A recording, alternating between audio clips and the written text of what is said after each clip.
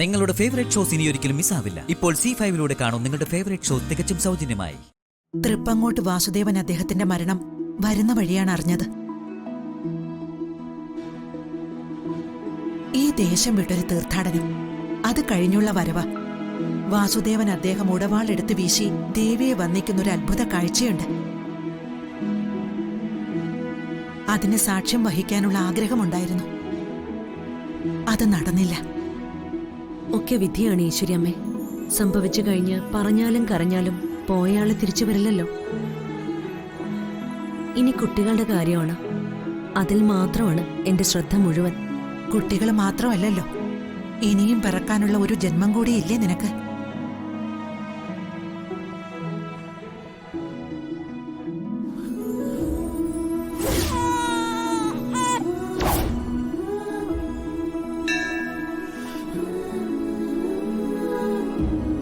നിന്റെ വയറ്റിൽ വളരുന്ന കുഞ്ഞിന്റെ ചൈതന്യം തൃപ്പങ്ങോട്ടിന്റെ തന്നെ മഹാ ഐശ്വര്യങ്ങളുടെ പുനർജന്മമാണ്. വാസുദേവൻ അദ്ദേഹത്തിന്റെ തുടർജീവിതം പോലെ ഒരാൺകുഞ്ഞായി അത് ജന്മമെടുക്കും. ഉത്ര നക്ഷത്രത്തിൽ അദ്ദേഹം ജനിച്ച അതേ രാശിയിലും തിഥിയിലും മഹാമായ എന്റെ അകക്കണ്ണിൽ അതാണ് തെളിയിച്ചു തരുന്നത്. വളരെ സന്തോഷം ഈശ്വരിയമ്മേ. അച്ഛന്റെ മരണശേഷം തൃപ്പങ്ങോട്ട് കുടുംബത്തിന്റെ ഭാവി കൂടിയൊന്ന് പറഞ്ഞു കേട്ടാൽ വളരെ ഉപകാരമായിരിക്കും. അതിനെന്താ, നമുക്ക് ശ്രമിച്ചു നോക്കാലോ.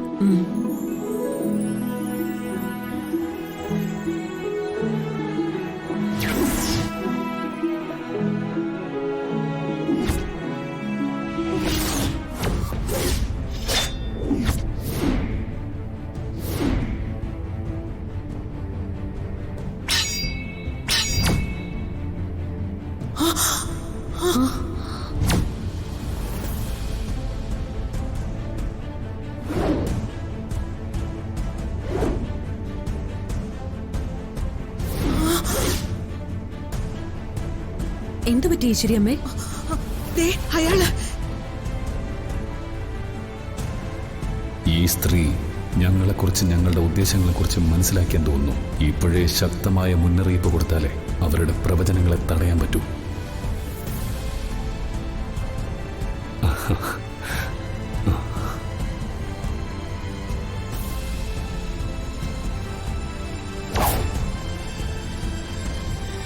മേഘനാഥൻ, കോട്ടയ്ക്കൽ വിശംബരന്റെയും ഭവാനിയുടെയും ഏക മകൻ കോട്ടയ്ക്കൽ മേഘനാഥൻ. ഇതാണെന്റെ അമ്മ ഭവാനി. ഇദ്ദേഹമാണ് എന്റെ ഭർത്താവ് ഈശ്വരിയമ്മേ.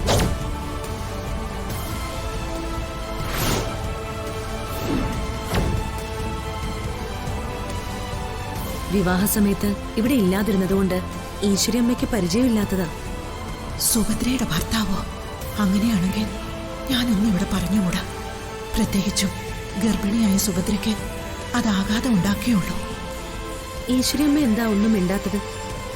ഞാൻ ചോദിച്ചതിന് മറുപടി പറഞ്ഞില്ലല്ലോ. അത് പറയാൻ സമയമായിട്ടില്ല മോളെ. തൽക്കാലം ഇവിടെ നടക്കുന്ന ചടങ്ങുകൾ പൂർത്തിയാക്കാൻ നോക്കൂ. താമസിയാതെ ഞാൻ ഒരിക്കലും വീട്ടിൽ വന്നോളാം,